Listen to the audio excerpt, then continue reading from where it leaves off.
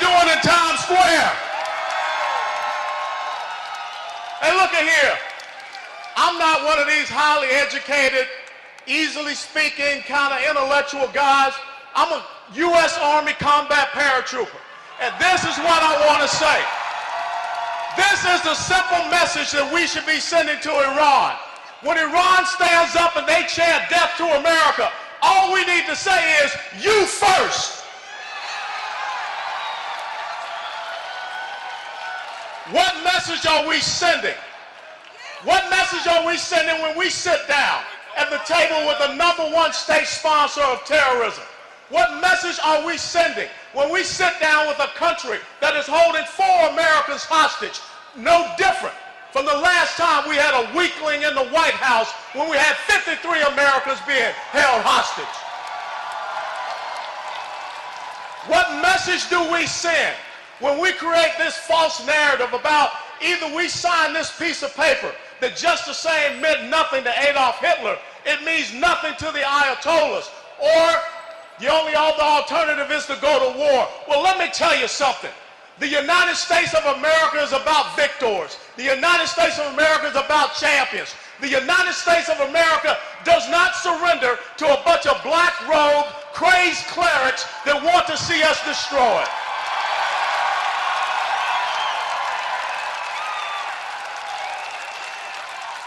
What does it say about us when we sit down and we sign an agreement with a country like Iran so that they can become an economic power, so that in 5 to 8 years, when the UN arms embargo is taken away, they can become a military power, and then in 10 to 15 years, they will become a nuclear power.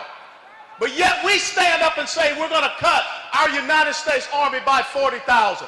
We have the smallest Marine Corps since World War I, the smallest Navy since 1917, the smallest and the oldest Air Force since we created the modern Air Force.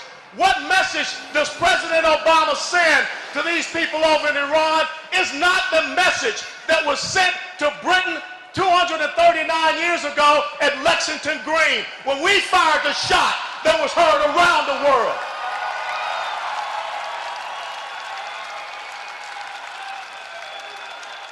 What message does it say to radical Islamic terrorists when we have people that go and kill our unarmed men and women at recruiting stations, at reserve component stations here in the United States of America, and we can't figure out if the kid was depressed, if the kid was on drugs? Well, hell no, he was a dadgum terrorist. That's what he was.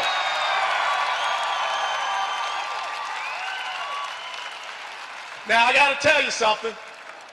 I got to hurry up and get off this stage because I got to go to a fundraiser and a Broadway show.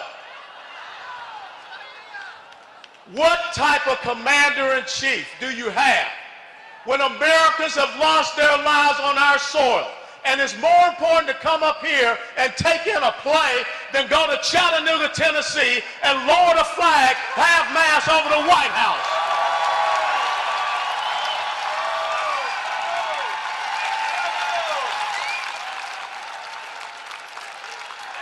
It's very simple, ladies and gentlemen. Alexander the Great had a fantastic quote. And he said, I would not fear an army of lions if they were led by sheep, but I would fear an army of sheep if they were to be led by a lion.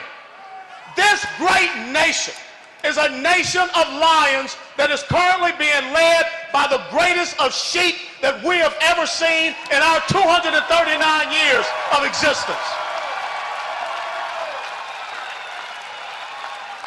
How dare Barack Obama, how dare John Kerry, how dare Valerie Jarrett, or any of these other charlatans that occupy Washington, D.C. surrender this great constitutional republic to the Republic of Iran.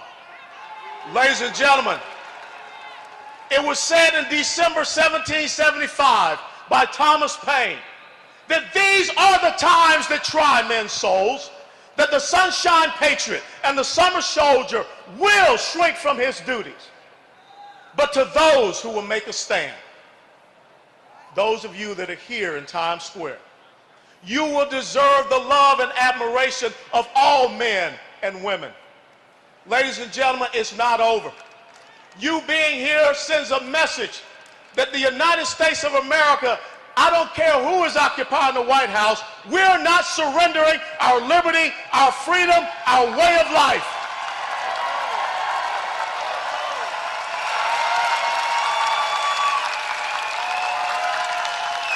I want President Barack Obama to know one thing. You may say that you have done something that no one else has ever done. You know why no one else has ever done it? Because it's a damn stupid thing that you just did.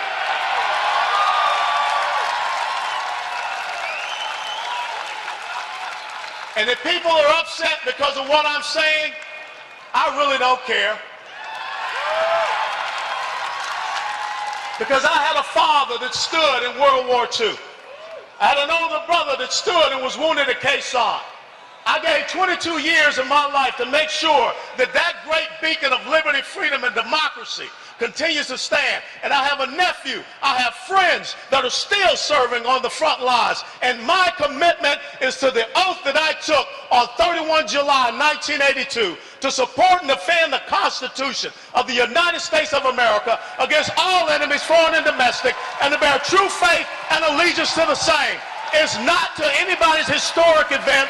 It's not for anyone to have some special exhibit in their presidential library. It's to make sure that the enemies of America and the enemies of Israel are crushed and brought to their knees.